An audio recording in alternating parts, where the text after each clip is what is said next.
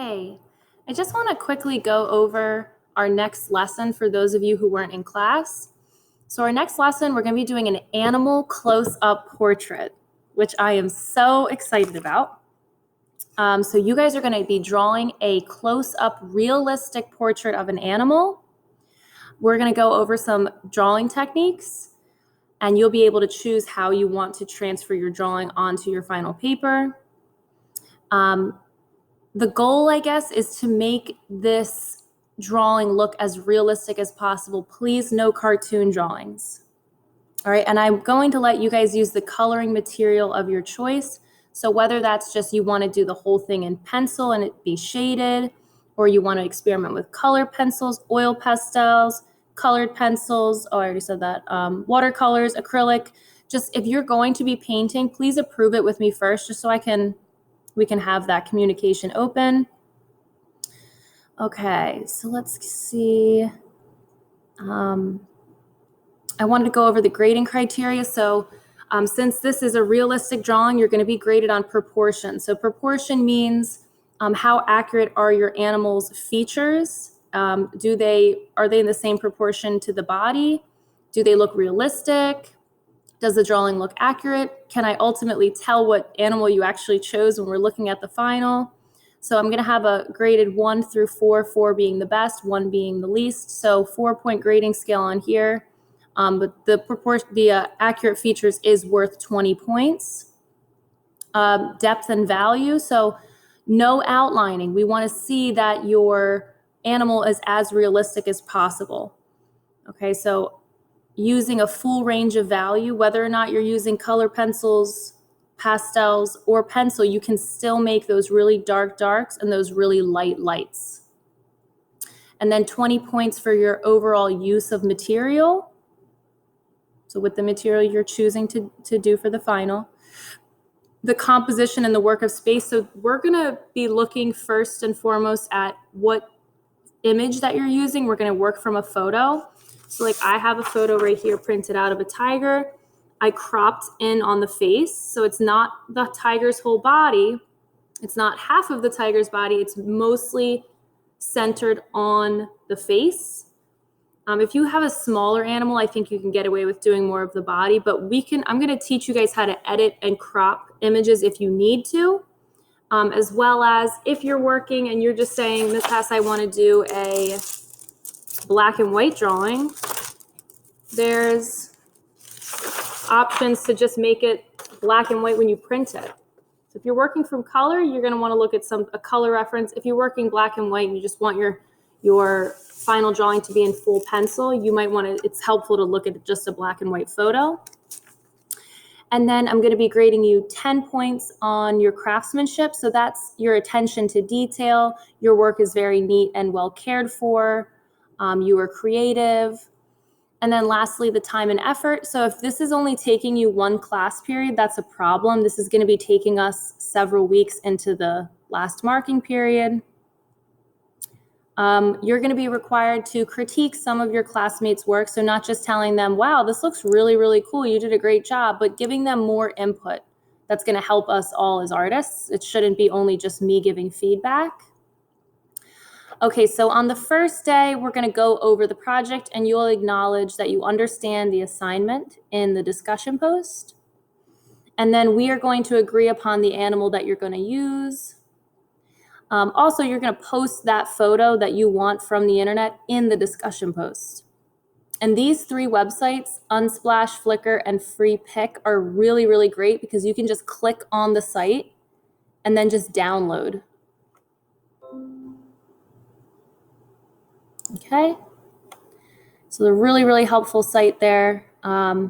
Also, you can just try searching the internet and typing keywords into Google, and I'm going to provide you guys with some links so you can just quickly click into those and really do a lot of research and thinking about your animal.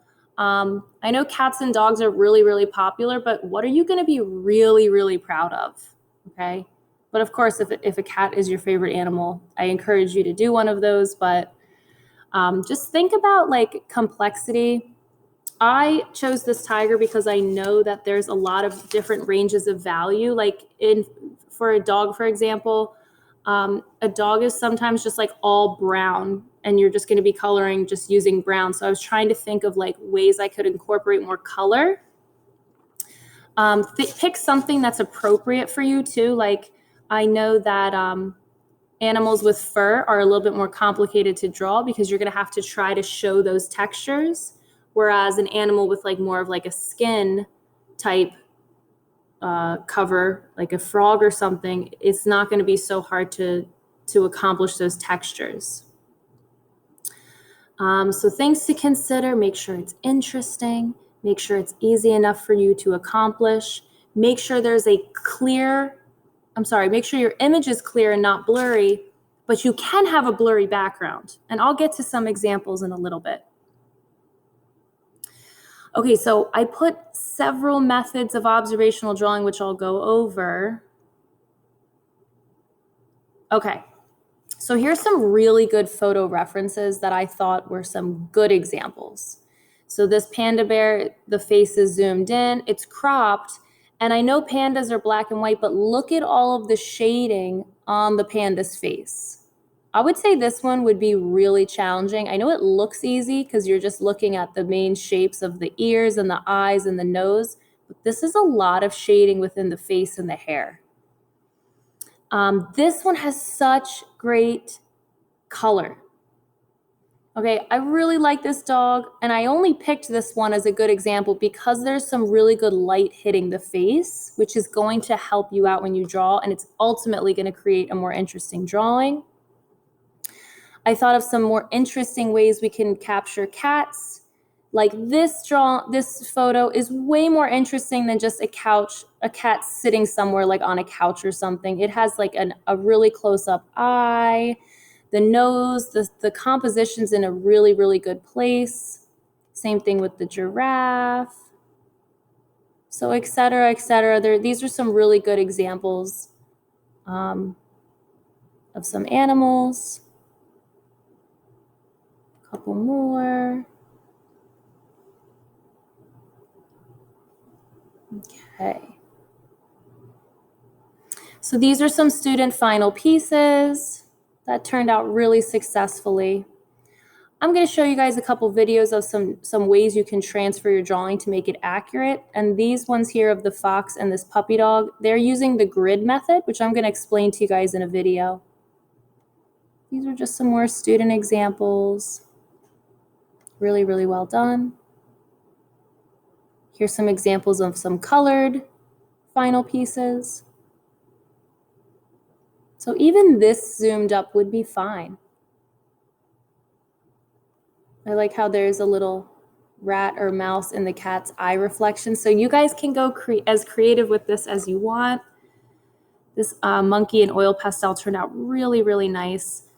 I would kind of stray away from just doing one colored animals. Like this one does get a little bit drowned out, but I really challenged this girl to go in depth with the hair and the fur. Okay, so what's not acceptable? Please no cartoons. This is a drawing class, so you're going to try to make your drawings look as realistic as possible. Even this one with this cute little bird, I can see they did some mark making techniques with the hair, but still the eyes and the mouth are not really that realistic. Also, please no block coloring. Okay, so maybe this drawing started off as realistic, but the person just really took away from the realistic quality by just coloring it block coloring. So like if we look at this up close a little bit more, it's just all colored in the same tone. I'd like you to use a range of value to make it look more real. Okay, this next example, don't draw the whole body. This is supposed to be a close-up view. And then also I would not pick a really small animal with a lot of background. So like this is a really cool picture of a praying mantis, but there's just barely any of the praying mantis because the praying mantis's body is so thin. So I think even they could have a better drawing outcome if they zoomed in more. There's just so much background going on. We're going to try to eliminate having too much background. And then finally, don't pick an image with too many animals. Okay, this is supposed to be a close-up drawing of one animal, So like something like this is really cool, but I don't think it's possible to accomplish a drawing in that size in the time frame that we have. All right. So those are the nose. And then also don't pick a photo with a complicated background. So like, I know you saw in the beginning, like, oh, the tiger's a really good idea, but drawing out the body is going to take away from the face, and trying to accomplish drawing all this grass or all of these leaves or these water splashes is going to be extremely difficult. So please stick to the requirements. Okay. We're going to talk about these more in class, but there's a few ways to transfer your drawing. And I'm going to go over these more, but observational drawing is when you just look at a picture and draw from it. That's the most advanced way. You can use the grid method, which involves a lot of measuring, but it's totally doable. And the reason why we're doing this is so we can get the facial proportions in the right place. That's super important that your drawing's accurate, because if something's off place and like out of focus and out of proportion, it's going to look strange. And I know for me, when my drawings start to look really bad, it makes me want to stop working on them. So we're going to make sure to move on. We're going to have the drawing and the proportions in the correct space. So we can use tracing paper or graphite paper. You can put a printed image up against a window or a light table like I have in the classroom. Here's some pictures of that here. Here's a picture, a person using some transfer techniques on an iPad and on a laptop. If you rub the back of your printed drawing with charcoal or graphite or just pencil, like I just colored, here's my image. I colored the back of it with graphite,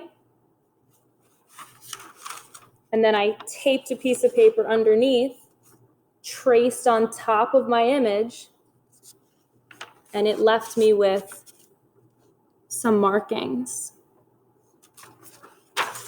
Okay, but you would have to print that out.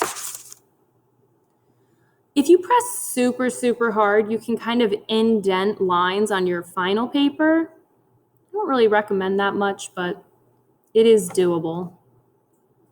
And then there was one more I don't think I went over.